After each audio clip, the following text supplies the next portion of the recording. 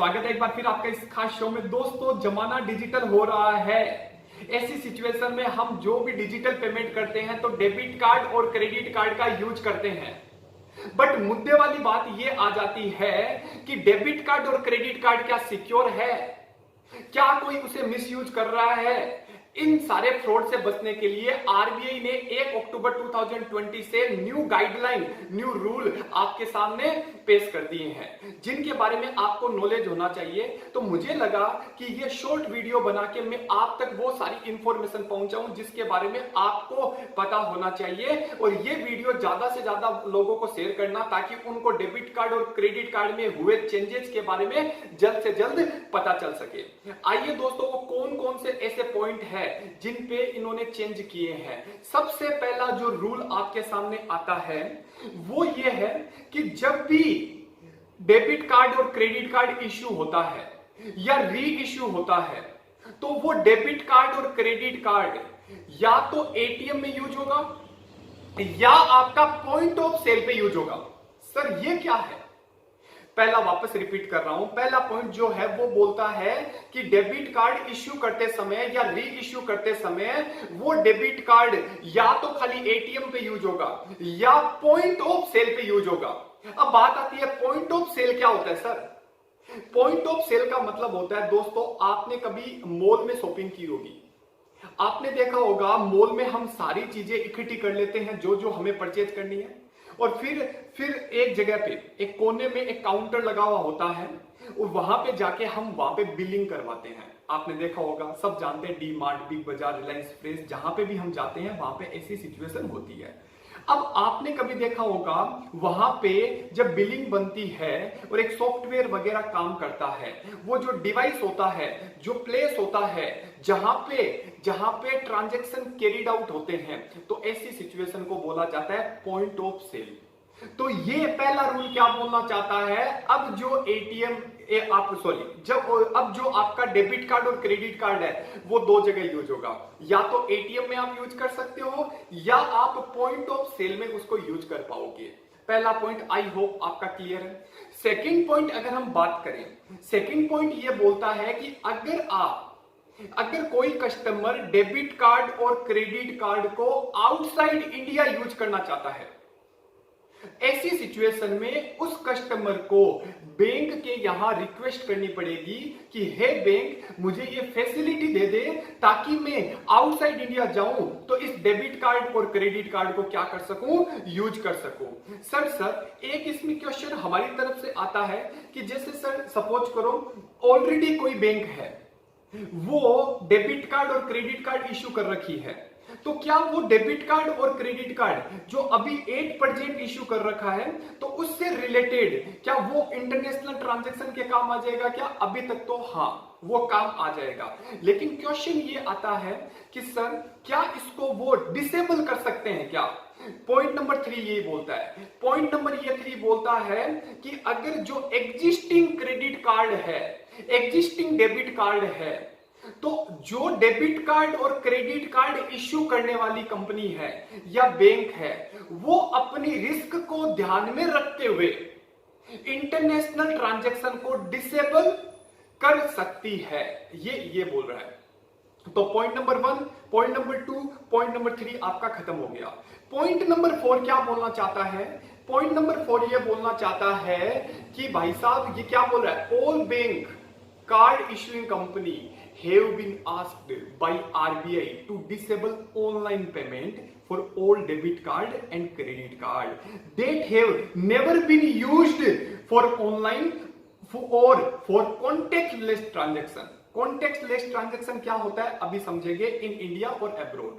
दोस्तों ये क्या बोलना चाहता है, डेबिट कार्ड और क्रेडिट कार्ड को अगर आप ऑनलाइन पेमेंट करने के लिए यूज कर रहे हो तो आरबीआई ने सारी बैंकों को बोल दिया है कि भाई साहब इसको डिसेबल कर दो, ऑनलाइन पेमेंट के काम नहीं आएगा।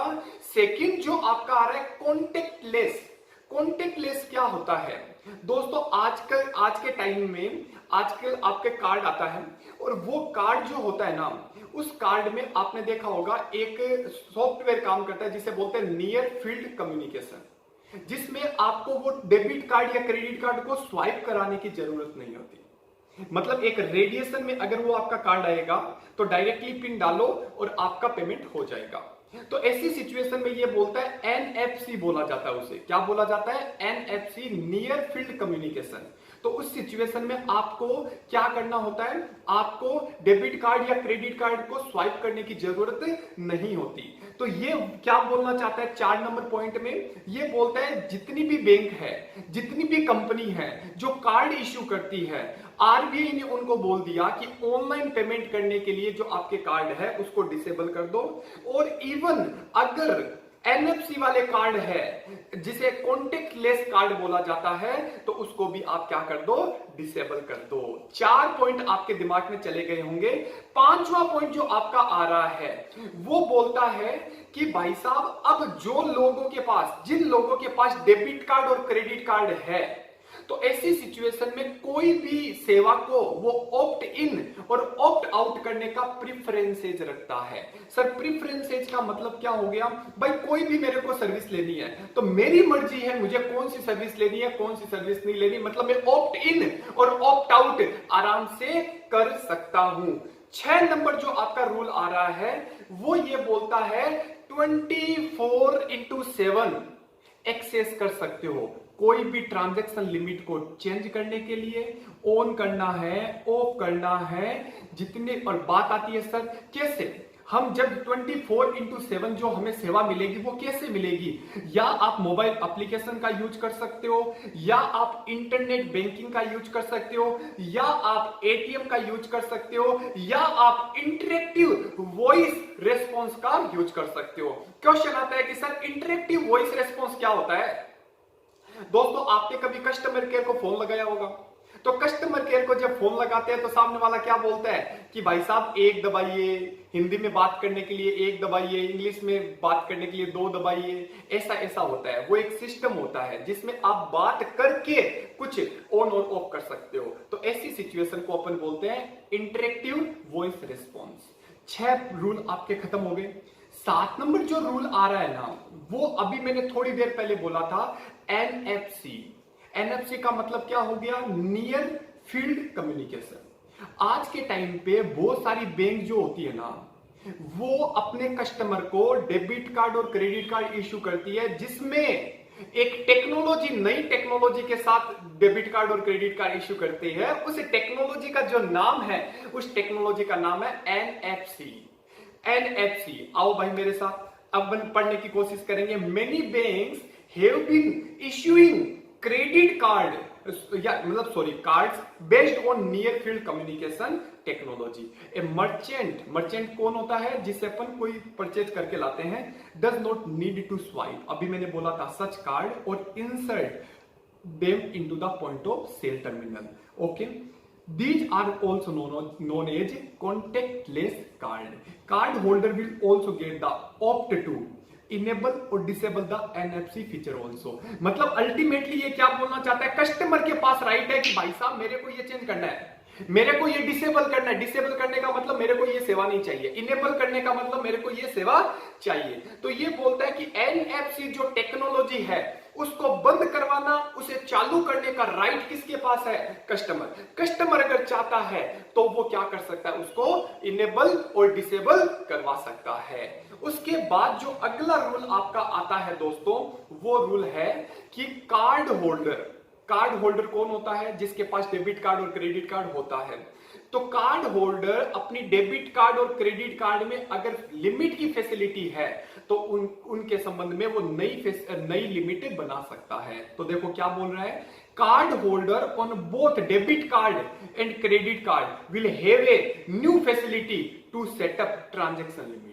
कि कार्ड होल्डर डेबिट कार्ड और क्रेडिट कार्ड में जो ट्रांजैक्शन की लिमिट है उस लिमिट को क्या कर सकता है, चेंज कर सकता है, न्यू फैसिलिटी ले सकता है। उसके बाद जो 9 नंबर पॉइंट आपका आ रहा है वो बोलता है कि ये जो न्यू रेगुलेशन आया है ना, ये जो न्यू रेगुलेशन आया है वो खाली डेबिट कार्ड और क्रेडिट कार्ड पे एप्लीकेबल है। अगर किसी के पास प्रीपेड गिफ्ट वाउचर है, मतलब कार्ड है, वहां पे ये एप्लीकेबल नहीं है। जैसे जो शहर में रहते हैं, जो सिटीज में रहते हैं, वहां पे मेट्रो चलता है, मेट्रो शोरूम है, वहां पे ऑलरेडी कार्ड बना हुआ होता है, मतलब हाई लेवल पे या मतलब वॉल्यूम के साथ जब अपन कोई परचेज करते हैं तो उसके लिए कार्ड बन जाता है, प्रीपेड गिफ्ट कार्ड होता है। तो ऐसी सिचुएशन में वहां पे वो अप्लीकेबल नहीं होगा, खाली डेबिट कार्ड और क्रेडिट कार्ड पे ही वो अप्लीकेबल होगा। और उसके बाद 10 नंबर जो पॉइंट आ रहा है वो ये बोलता है कि जितनी भी गाइडलाइन आई है ना, जितना भी डायरेक्शन देता है, तो वो आरबीआई है वो सेक्शन 10 क्लोज 2 के अंदर दे रहा है, जिसमें एक एक्ट बना हुआ है जिसका नाम है payment and settlement system act 2007। RBI का जो ये एक्ट है ये बोलना चाहता है, ये एक्ट में सेक्शन 10 क्लोज 2 ये बोलती है कि अगर हमें कोई ट्रांजैक्शन से रिलेटेड, डेबिट कार्ड और क्रेडिट कार्ड के ट्रांजैक्शन से लिमिटेड अगर हमें कोई चेंजेस लाना है, मॉडिफिकेशन लेके आना है, तो हम इस सेक्शन में लेके आएंगे। तो दोस्तों 10 नंबर पॉइंट आम आदमी के लिए नहीं है, क्योंकि उसे याद करके करना भी क्या है, लेकिन ये 10 पॉइंट है जिसके बारे में आपको नॉलेज होना चाहिए था। तो मेरे साथ एक बार बोलो, पहला रूल क्या था?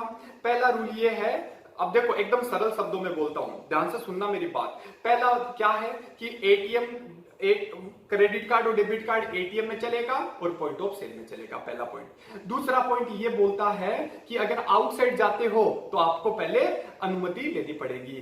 3 नंबर क्या बोलता है कि भाई साहब अगर 8% जिन बैंकों ने डेबिट कार्ड और क्रेडिट कार्ड इश्यू कर रखे हैं उनसे रिलेटेड क्या है, तो उससे रिलेटेड ये बोलना चाहता है कि भाई वो अपनी बैंक के अपनी रिस्क के बेसिस पे उसको इनेबल और डिसेबल कर सकती है। 4 नंबर मैंने क्या बोला था कि आरबीआई ने सारी बैंकों को और क्रेडिट कार्ड इश्यू करने वाली कंपनियां हैं उनको ये बोल दिया है कि भाई साहब ऑनलाइन पेमेंट और कॉन्ट्रैक्ट लेस ट्रांजैक्शन को क्या कर दो, बंद कर दो। 5 नंबर जो ये बोलता है कि ऑप्ट इन और ऑप्ट आउट की सर्विस को क्या कर रहा है, ये कर रहा है कि प्रेफरेंसेस के बेसिस पे काम करेगा, कस्टमर क्या चाहता है। रूल नंबर 6 24/7, 24 घंटे 7 दिन आपको सेवा मिलेगी। उसके बाद जो रूल है एनएफसी को उन्होंने क्या कर दिया, एनएफसी में कस्टमर पे डिपेंड करता है कि उसको इनेबल करे या डिसेबल करे, और उसके बाद कितनी ट्रांजैक्शन लिमिट होनी चाहिए वो भी ये डिसाइड करेगा। और उसके बाद मैंने क्या बोला था याद करो, ये खाली डेबिट कार्ड और क्रेडिट कार्ड पे है, कोई प्रीपेड गिफ्ट कार्ड है वहां पे ये एप्लीकेबल नहीं है, और ये जितना भी आया है वो एक्ट के थ्रू आपके सामने आया है। होप सो दोस्तों ये वीडियो आपके लिए बेनिफिशियल रहेगा, और अगर आपको ये वीडियो अच्छा लगा, इससे आपको इंफॉर्मेशन जनरेट हुई, तो ऐसी सिचुएशन में आप इस वीडियो को ज्यादा से ज्यादा लोगों को शेयर करना, ताकि वो जो नए चेंजेज आए हैं उनके बारे में जान सके। और अगर आप मेरे इस चैनल पे नए हो तो आप जरूर सब्सक्राइब करना। Thank you so much.